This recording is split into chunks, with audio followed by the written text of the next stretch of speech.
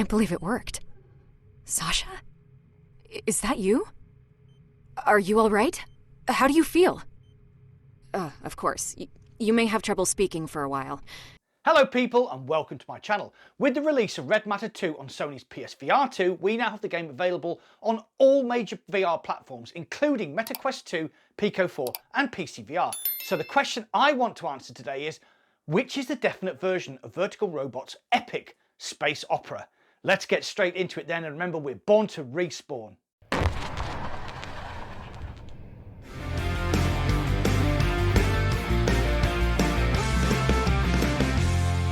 Before we start, what is Red Matter 2?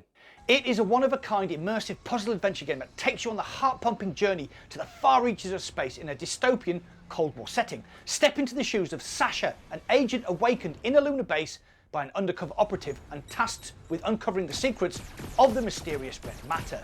I have reviewed the game here. I've also linked the video in the description below so you can check that out later if you wish. Just for reference, if you buy the standalone Quest 2 version of this game, you get the Oculus PCVR version included by a cross-buy, which I played using Virtual Desktop. Now, I'm in the very privileged position to have access to all 4 versions of Red Matter 2, so when it released on PSVR 2, I splurged my own cash on buying the game again, despite having played it 3 times already. It was really looking forward to jumping back into the shoes of Sasha and seeing what the PSVR 2 could bring to the table. So I'm going to compare the game across MetaQuest 2, Pico 4, PCVR and PSVR 2, obviously. All MetaQuest 2, PSVR 2 and Pico footage was recorded internally on the headsets. PCVR footage was recorded via OBS. Ready? Let's get into it then. This is the Atlantic Union's lunar base. Oh, don't worry. Before you become overly fixated with the field of view, the Pico 4 tends to record from behind where your head would be, the Quest 2 records about where your head would be, and the PSVR 2 records in 16:9, so it may appear closer. You can just call me Beta. After the Strelka N3 incident, the Atlantic Union captured and subjected you to an experimental procedure. So as we zoom in to the vac suit, you will notice that the Quest 2 looks slightly more blurry with more jaggies. The Pico 4 looks quite sharp, but the standout version is the PSVR 2. It's really, really sharp.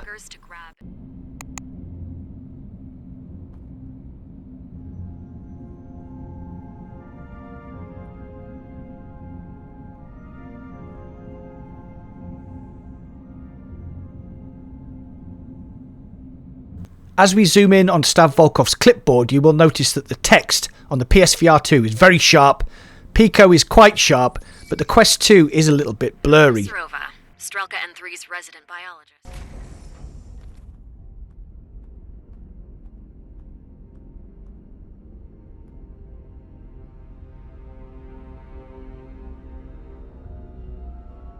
So as we approach the door, you'll be able to see that the scratches and stuff on the PSVR 2 star are very, very sharp. The Picos are quite sharp, but the Quest 2s look quite soft.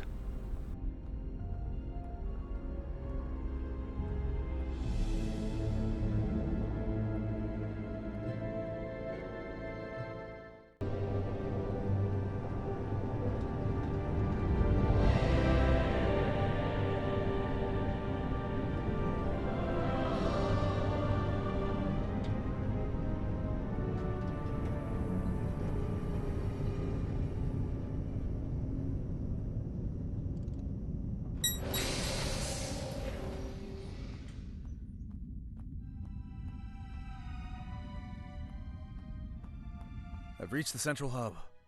The main entrance has been... What the hell is this? You find something? Oh, I found something, all right. A huge, machine. Not quite sure how to even describe it, but there's definitely something strange going on down here. There's a power converter attached to the machine. It has the battery we need, but it's locked in place. All right. There's gotta be a way to release it.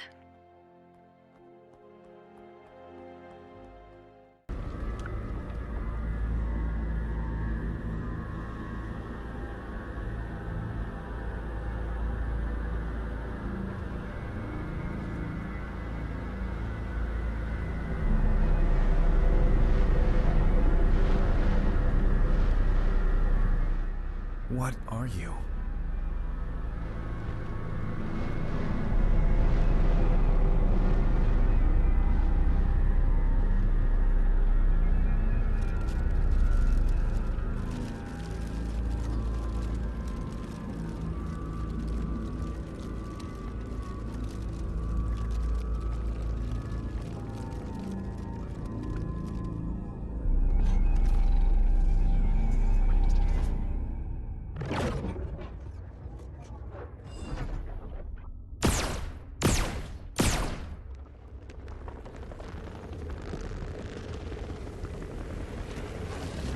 The graphics of Red Matter 2 are frankly astonishing, whichever platform you're on. However, there are differences, with the Quest 2 being softer, less sharp, and with more jagged edges.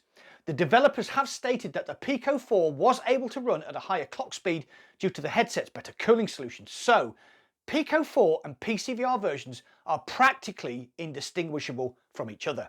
The standout version of the game is easily the PSVR 2, running at a buttery smooth 120Hz with not one frame drop during my entire playthrough. The graphics are jaw-dropping. Even as a veteran Red Matter 2 player, I was just stunned at how good the game looked on Sony's new headset. Helped by eye tracking, foveated rendering, the highest FOV and those OLED panels, it is a clear winner and frankly, the best looking game I've played since Half-Life Alyx. It is that good. Now, pair that with something that the other headsets don't have, which is headset haptics and adaptive triggers on the PSVR 2 Sense controllers. I'll talk about the triggers first because I thought this was so clever. Once you acquire the gun, you will notice that it overheats quite quickly. Once it has overheated, the trigger becomes very stiff and only slackens off as the gun cools down. A neat trick that gives you physical feedback on what the gun is doing. Headset haptics are another subtle but very clever addition. For example, while travelling on the monorail, your head will get a whoosh of haptics as you pass between the rail supports. First time it happens, I was startled, but it added another layer of immersion to this already incredible game. Before I get to my conclusion, please hit the like button. The algorithm loves the likes, and please also consider subscribing and joining my channel membership for exclusive perks. Thank you. Red Matter 2 is a stunning looking game, whichever platform you play it on. How the developers have managed to squeeze PCVR quality graphics out of a standalone headset is nothing short of magic. For me though, the definite addition of this game is on the PSVR 2. It is difficult to show on a flat screen just how immersive, sharp and beautiful the game looks on Sony's new headset. It has taken an already amazing looking game and just layered that added polish over the top to really take your breath away. And it's a bargain at only £23 in the UK. Now all we need is the developer's vertical robot to show every other developer how they wove their magical spell into this cracker of a game. As always though, what do you think? Have you played Red Matter 2? Are you thinking of picking up the PSVR 2 version? You know the drill, get involved and comment down below. Well, that's it for today. Thanks for watching. I'll see you on the other side.